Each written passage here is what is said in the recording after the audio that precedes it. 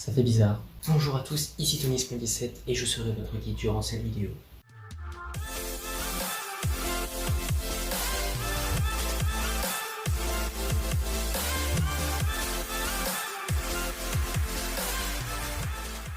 Alors oui, ça fait vraiment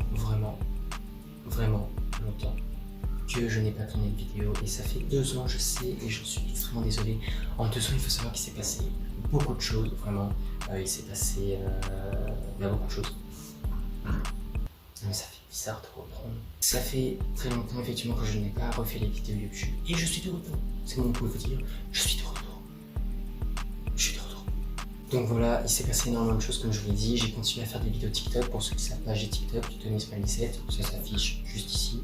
Voilà, si vous voulez aller voir. Je fais de l'acting, du cosplay et des fois je rencontre d'autres TikTokers qui sont devenus mes amis. Car grâce à cette plateforme, j'ai réussi à rencontrer de superbes amis TikTokers avec qui j'échange beaucoup. Il y a pas longtemps, on a été dans un événement à Nice. C'était vraiment cool. On a rencontré plusieurs abonnés, on a échangé avec eux, on a pris des photos. C'était un événement très sympathique, incroyable. Évidemment, j'ai pu aussi avancer sur mes projets car beaucoup de... on reprend, action. Beaucoup de personnes savent que je veux réussir dans le cinéma et j'espère que je pourrai vraiment y réussir. J'ai terminé mon apprentissage au CFA, voilà. Et pour le cinéma, je vais bientôt passer quelques études. Donc j'espère que ça va me permettre de réussir dedans, vraiment, parce que c'est grâce à TikTok que... En fait, c'est grâce à TikTok moi, que je me suis fait remarquer et tout, donc c'est plutôt cool, vraiment. J'ai découvert une nouvelle passion qui est le cosplay, d'ailleurs je ferai des vidéos dessus, vraiment, ça peut être pas mal. J'ai repris mon sport qui est le foot, c'est pourquoi je vais continuer à faire des vidéos sur le foot. Voilà, j'ai pu reprendre et ce qui est bien c'est que ma copine m'a boosté. Oui, parce que aussi j'ai rencontré le véritable amour. Rien de mieux. Désolé pour les célibataires, vraiment. Je suis horrible, je suis un monstre. Effectivement, il s'est passé beaucoup de choses vraiment en 2 ans et je vais peut-être parler de tout ça. Aussi, nouveau décor, hein, c'est pas entièrement fini. Je sais pas si je continuerai à faire des vidéos. Je n'arrive pas à parler. Si je continuerai à faire des vidéos là, sur ce décor là, parce que voilà, c'est pas encore terminé, je viens de déménager et ce n'est pas encore fini. En fait, je vais peut-être tourner sur plusieurs décors parce que maintenant j'ai ma chambre. Alors j'étais dans la chambre avec mon frère et c'était compliqué pour tourner des vidéos. Maintenant, je suis ici et je me rappelle au tout début quand je faisais des vidéos sur YouTube, j'étais dans un lit superposé et il y avait quelques objets que je mettais sur mes plateformes derrière. Maintenant, je suis dans ma chambre voilà, complet et j'ai vraiment envie de vous faire un room tour, mais elle est bientôt finie. Elle est bientôt finie et je vous ferai un room tour. Voilà, on va attaquer cette vidéo. En tout cas, vous pouvez vous dire que je suis de retour, ça y est. Évidemment, cette vidéo, je vais vous parler de 2 histoires horreur et effrayantes. Je sais que cette vidéo peut ressembler un peu en Squeezie, parce que Squeezie raconte beaucoup de vidéos aussi, anecdotes, horreur, des choses comme ça. Et je ne veux surtout pas que ça soit du plagiat. Ce n'est pas mon intention. Il y a beaucoup de youtubeurs qui font ce genre de vidéos et j'aimerais en faire partie. Je ne dis pas que je suis un youtubeur, mais j'aimerais parler un peu de ça parce que j'aime beaucoup tout ce qui est paranormal, horreur. Bon, je suis pas un malade non plus là-dessus, hein, faut se calmer. Mais j'aime beaucoup ce qui est aussi film d'horreur, jeu d'horreur. Et il est vrai que je me suis dit pourquoi pas parler de ça. Donc voilà, mais ce n'est pas du tout mon intention de recopier Squeezie et les autres youtubeurs. Surtout que je n'ai pas du tout la carrure et le niveau de Squeezie. C'est mon idole et je n'oserais jamais faire une chose pareille. Mais on est sur une plateforme où on aime parler de notre truc à nous et de partager un peu ce qu'on aime. Voilà. Et le principal c'est que vous êtes sur ma chaîne YouTube et ici c'est l'aventure. Okay, on va bien s'éclater maintenant que je suis de retour. Il y aura du football, du gaming, du vlog et des histoires comme ça. Et des présentations d'objets de collection parce que entre temps il y en a eu pas mal. Donc voilà, donc pour vous dire ce n'est pas du tout mon intention de recopier Squeezie, vraiment. Donc voilà, on peut commencer. Donc évidemment, avant de commencer ces histoires, j'aimerais dire que c'est des histoires vraiment de faits réels. Donc évidemment, je ne veux pas vous penser que je vais prendre ça pour du buzz. C'est vraiment des faits importants à parler, je pense, car il y a énormément de choses qui se sont passées et je pense que le fait de ne pas en parler, ça gâche un peu certaines actions héroïques et qui est le tueur dans le siège arrière. Donc pour dire que le titre a l'air un peu bizarre, mais on va très vite comprendre à la fin pourquoi on dit le tueur dans le siège arrière. C'est parti. Donc ça se passe en France, à Lyon.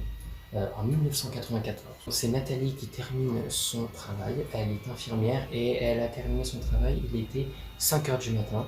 Elle se prépare pour sortir, donc elle monte dans sa voiture et en montant dans sa voiture, elle part direction pour rentrer chez elle. Jusqu'ici, tout va bien. Mais plus la route dure et elle commence à remarquer une voiture qui la colle de plus en plus. Nathalie n'est pas en panique, mais à ces moments-là, on se pose toujours des questions. Donc, elle tourne à droite, elle tourne à gauche, sans savoir dans quelle direction elle va. Et la voiture la suit toujours. Donc évidemment, là, on peut être en panique, surtout que Nathalie commence vraiment à être en panique. Donc elle fonce, elle tape un énorme sprint avec la voiture, elle rentre direction chez elle. Donc arrivée chez elle, Nathalie, vraiment en panique, sort de sa voiture, ne la ferme même pas. Et la première chose qu'elle fait, c'est qu'elle rentre dans sa maison et ferme à double tour.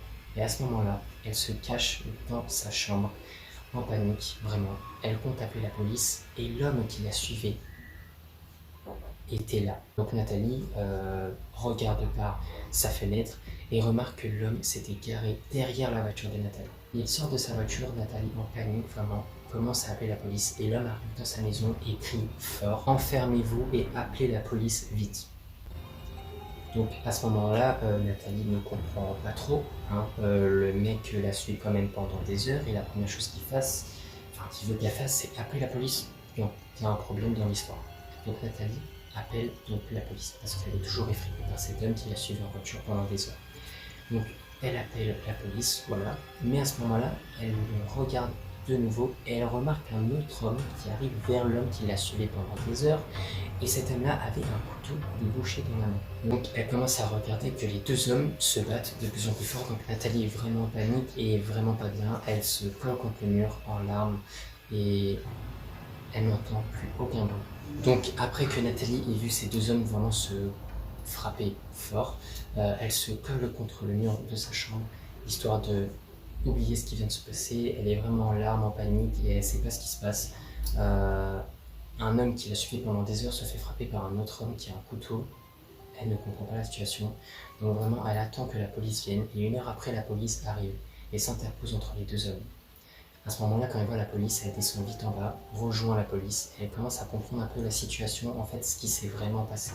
C'est la police apparemment qui lui a dit, et je sais pas comment ils ont réussi à découvrir ça. Donc je vais vous expliquer. L'homme qui suivait Nathalie pendant des heures n'était pas celui dont elle devait le plus se méfier, mais bien celui qui avait le couteau de boucher. Pourquoi? Parce que l'homme qui la suivait pendant des heures avait vu un homme rentrer dans la voiture de Nathalie avant qu'elle parte rentrer chez elle. L'homme qui la suivait pendant des heures en voiture avait remarqué ça. Et en fait, il suivait Nathalie tout simplement pour l'alerter et lui dire qu'il y avait un homme dans le siège arrière, d'où le tueur dans le siège arrière.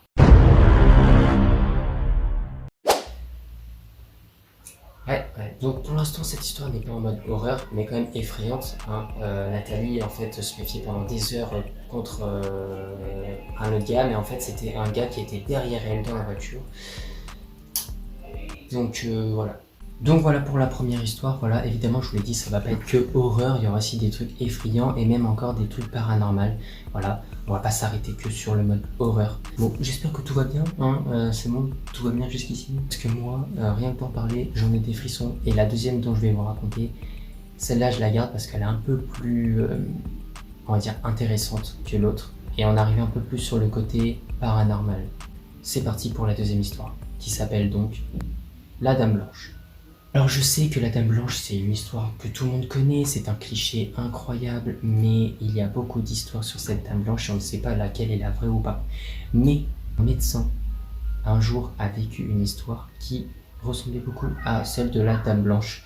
Je vais vous expliquer l'histoire, mais du coup ce médecin a voulu en faire une interview. Avant de faire cette interview, il a bien dit qu'il avait bien les pieds sur terre, qu'il n'était pas fou et que ce qu'il a vécu était vraiment vrai, parce qu'il y a énormément de choses qui sont 100% vraies de ce qui s'est passé. Voilà, je vous dis ce qu'il a dit, mais c'est vrai qu'en racontant l'histoire, ça a l'air un peu réel. Donc du coup, on a pu avoir le témoignage qui s'est passé en 1977 par le médecin, parce que c'est bien lui la victime dans cette histoire. Donc le médecin termine sa journée de travail, il rentre dans sa voiture. Jusqu'à là, on a l'impression que c'est la même histoire que l'autre. Il rentre dans sa voiture et arrive dans une grande allée un peu qui ressemble à une forêt. Au loin, il aperçoit une fille en robe blanche. Jusqu'ici, pas rassuré.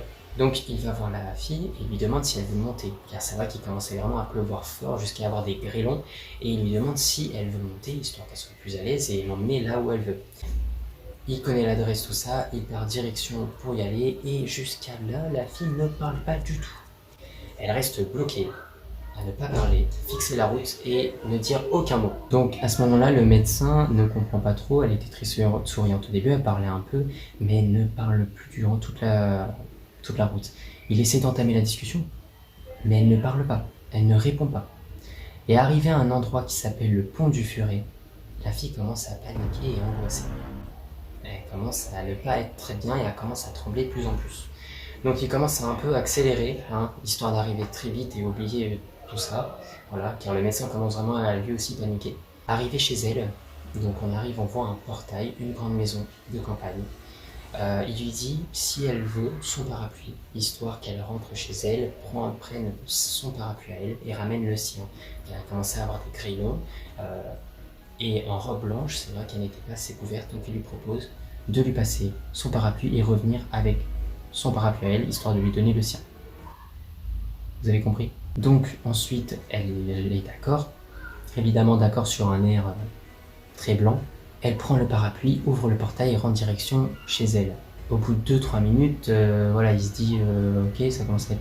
Au bout de 5 minutes, il se dit il y a un problème. Et là, au bout de 10 minutes, il sort de sa voiture car il a dit qu'elle commençait à oublier qu'elle avait bien son parapluie. Ah, il y tient à son parapluie. Donc ensuite, il ouvre le portail, va direction la maison, il ouvre directement pour rentrer, même pas il toque, mais il essaie d'ouvrir, mais c'est fermé à clé. Donc il se dit, bon bah c'est sûr, elle a oublié de me donner le parapluie. Donc du coup, il sonne, et là, il ne voit pas la fille qu'il a pris en stop, mais un couple. Et il se dit, attends, je suis bien dans la bonne maison, mais pourtant si, parce qu'il a vu cette fille rentrer dans cette maison. Donc du coup, il lui dit, est-ce que votre fille sûrement a mon parapluie, je l'ai accompagnée. Donc il commence à décrire la situation. Eux disent, non, il n'y a personne. Donc du coup, le médecin commence à décrire la situation, la scène et la personnalité de la fille au couple. Et de plus en plus, le couple commence à être de plus en plus ému et commence à avoir des larmes. La femme commence à rentrer chez elle, à quitter la discussion, et l'homme commence à prendre à part le médecin. Il lui explique qu'en fait, tout ce qu'il a raconté, la personnalité de la fille, ressemble beaucoup à la fille qu'ils ont eue, mais qui est morte il y a 2 ans en moto au pont du Furet. Vous comprenez pourquoi cette fille commence à paniquer au pont du Furet. Donc le médecin ne comprend pas du tout la situation, et il rentre du coup dans sa voiture, rentre le soir chez lui et il se dit est-ce que cette fille était vraiment réelle ou c'était un fantôme, ou est-ce que c'était la fille du jeune couple qu'il a rencontré étant morte il y a 2 ans. Donc c'est vrai qu'il y a beaucoup de coïncidences, cette fille commence à paniquer au pont du Furet là où elle est censée être morte il y a 2 ans, et elle rentre dans une maison sans en sortir, et il n'a jamais récupéré son parapluie. Mais cette histoire, elle est plus intéressante que celle d'avant, mais surtout c'est qu'il y a trop de coïncidences en question paranormale. L'autre histoire c'était un peu effrayant, cette histoire c'est vraiment paranormal. Donc voilà, on ne sait pas ce qui s'est passé ensuite, et c'est ça avec ces histoires-là, c'est qu'on ne sait pas la suite, vraiment. Et c'est des histoires qui sont vraiment de faits réels. En tout cas, l'homme a vraiment dit tout ça dans son interview. Donc voilà, c'est la fin de cette vidéo. Vous pouvez vous calmer, tout va bien, déstresser un petit peu. Ça se trouve, vous n'avez même pas stressé. Ça se trouve, vous n'avez même pas stressé. Dites-moi si ce genre de vidéo vous plaît ou pas, parce que moi, personnellement, j'aime beaucoup. Et comme je vous l'ai dit, je ne veux pas vraiment, je ne veux pas que ça soit en mode du plagiat. Je ne veux pas recopier Squeezie. Je veux faire ça un peu à ma manière. Même si ça peut vraiment ressembler un peu à tout, comme Squeezie. Mais faut savoir que je ne ferai pas que de ça. Il y aura du vlog, du foot, du gaming et encore beaucoup de choses. Et si ce genre de vidéo vous plaît, j'en ferai d'autres, évidemment, avec plaisir. Voilà. Mais ce qu'il faut retenir, c'est que ces histoires sont vraiment prises de faits réels. Et il ne faut pas non plus en rigoler, il ne faut pas prendre ça trop à la rigolade, évidemment. C'est vraiment des histoires réelles, évidemment. Et je pense que certaines, on doit en parler. Parce que, comme vous avez pu voir dans la première vidéo, il y en a, c'est vraiment des actes héroïques. Et ces personnes doivent être vraiment remarquées. En tout cas, j'espère que cette vidéo vous aura plu. Je suis très content d'être de retour sur YouTube. Voilà, je suis très content d'être de retour. Vous pouvez vous dire que ça y est, je suis vraiment de retour, évidemment. Du coup, je m'appelle maintenant Tony Smile 17. Hein, ce n'est plus Tony Rafale Geek, c'est Tony Smile 17, exactement le même pseudo que j'ai sur TikTok, Instagram et YouTube. Voilà, j'espère qu'en tout cas cette vidéo vous aura plu. N'hésitez pas à liker, commenter, partager. Ce n'est pas obligé, mais si vous avez aimé, ça ferait plaisir. Donc voilà, sur ce, ciao les amis. Ah oui, et gardez le smile, c'est important.